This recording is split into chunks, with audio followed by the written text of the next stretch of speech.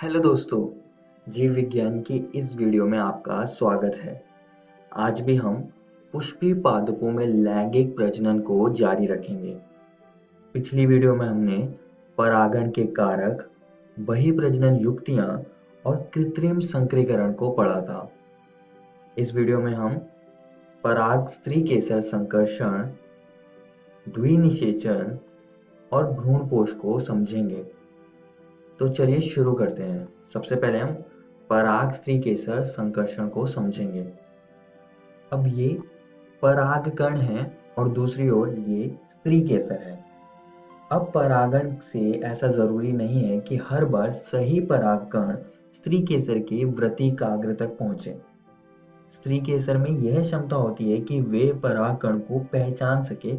अगर परागकण सही प्रकार का होगा तभी वे अंकुरित होगा और निषेचन की प्रक्रिया को आगे बढ़ाएगा।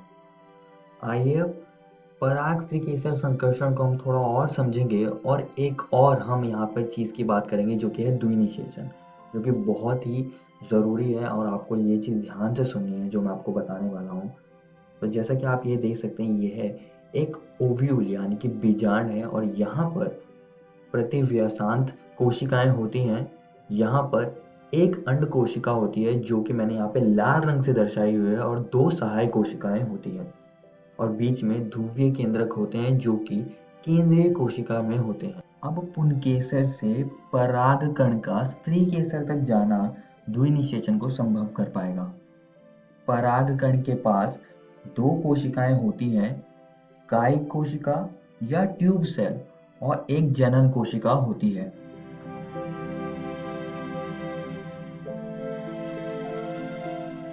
अब परागण की मदद से परागकण स्त्री केसर की वृत्तिकाग्र तक जाता है।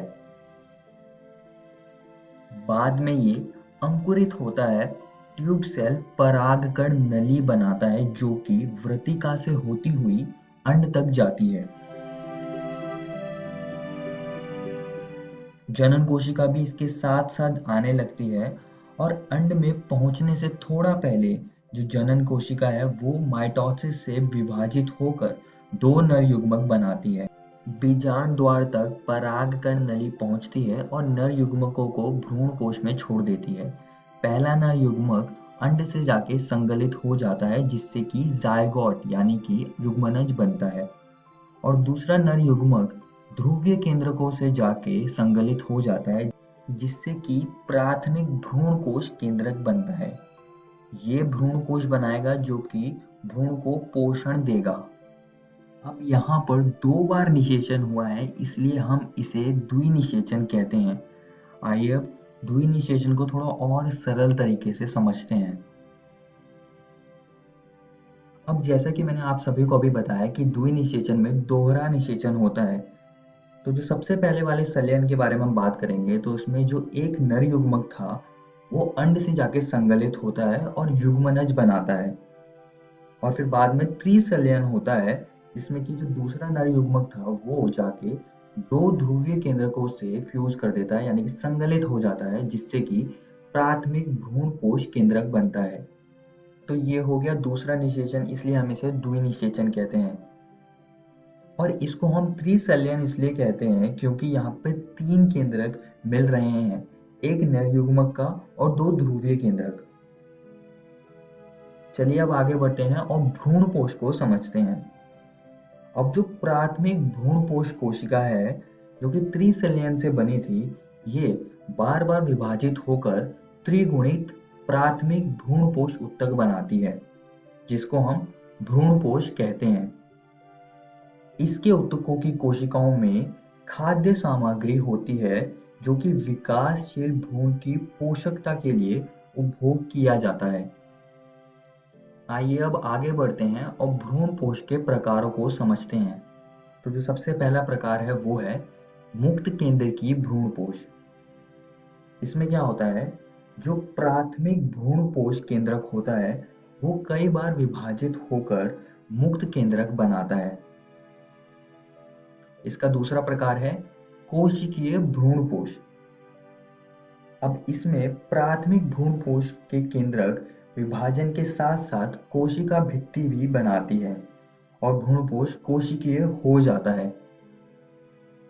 आइए इसको हम नारियल के उदाहरण से समझेंगे। इसका जो बाहरी सफेद गूदा होता है वो कुछ नहीं बल्कि कोशिकीय भ्रूणपोष होता है, और ये जो पानी इसमें होता है ये मुक्त केंद्रकीय भ्रूणपोष होता है।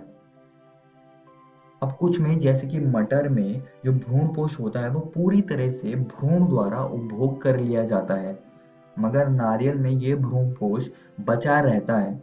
ये चीज आप सभी को याद रखनी है। अब दोस्तों हमने भ्रूणपोष को समझ लिया है, आइए अब हम भ्रूण को समझते हैं। युग्मनज का भ्रूण में विकसित होना भ्रूणोद्भव कहलाता है। आइए दोस्तों इसको हम थोड़ा और अच्छे से समझते हैं। जरा यहाँ पर देखिए, ये एक निषेचित भ्रूणपोष है। अब हम इसकी कुछ विशेषताओं को समझेंगे। भ्रूण भ्रूणकोश के बीजांडद्वारी सिरे पर विकसित होता है, जहाँ पर युग्मनज यानी कि जायगोट स्थित होता है। अधिकतर युग्मनज तब विभाजित होते हैं जब कुछ निश्चित सीमा तक भ्रूणपोष विकसित हो जाता है। आइए अब भ्रूण विकास के चरणों को समझ लेते हैं। अब निषेचन के बाद युग्मनज बनता है। विकास करते हुए ये गोलाकार भ्रूण में बदल जाता है, फिर बाद में ये हृदयाकार भ्रूण में बदल जाता है, और अंत में ये परिपक्व होके परिपक्व भ्रूण में बदल जाता है, जिसके मैंने अलग अलग भागों को यहाँ दिखाया हुआ है। आइए अब आगे बढ़ते हैं और द्विबीजपत्री भ्रूण को समझते हैं। जैसा कि आप देख सकते हैं यह कुछ ऐसा दिखता है। यहाँ पर बीजपत्र यानी कि कॉटिलिडॉन्स होते हैं, जहाँ पर खाद्य सामग्री होती है। अब बीजपत्र के स्तर के ऊपर भ्रूणीय अक्ष होती है, जो कि प्रांकुर या स्तंभ पर समाप्त होती है। अब दोस्तों बीजपत्र के नीचे बेलनाकार बीजपत्राधार यानी कि हाइपोकोटाइल होता है, जो कि मूलांकुर यानी कि रेडिकल पर खत्म होता है। मूलांकुर एक ढक्कनुमा चीज से ढका होता है, जिसे हम मूल गोप यानी कि रूट कैप कहते हैं। आइए अब आगे बढ़ते हैं और एक बीजपत्री भ्रूण को समझते हैं। जरा यहाँ पर देखिए, यह कुछ ऐसा दिखता है। घास परिवार में बीजपत्री को स्कूटेलम कहते हैं। यहाँ पर मूलांकुर चोल होता है, जहाँ पर रेडिकल और रूट कैप होती हैं, और यहाँ पर प्रांकुर चोल होता है, जो कि शूट टिप की रक्षा करता है। इस वीडियो में हमने पराग स्त्रीकेसर संकर्षण और द्विनिषेचन को पढ़ा, और साथ ही में हमने भ्रूणपोष के बारे में बात करी और हमने भ्रूण को समझा। और दोस्तों मैं आप सभी को एक और बात बताना चाहता हूँ कि आज हमने आपके एनसीईआरटी किताब की ये 3 टॉपिक्स को खत्म कर लिया है। आप इनको जरूर घर से जाकर किताब से पढ़ना। अगली वीडियो में हम बीज, फल, असंजनन एवं बहुभ्रूणता को समझेंगे। धन्यवाद।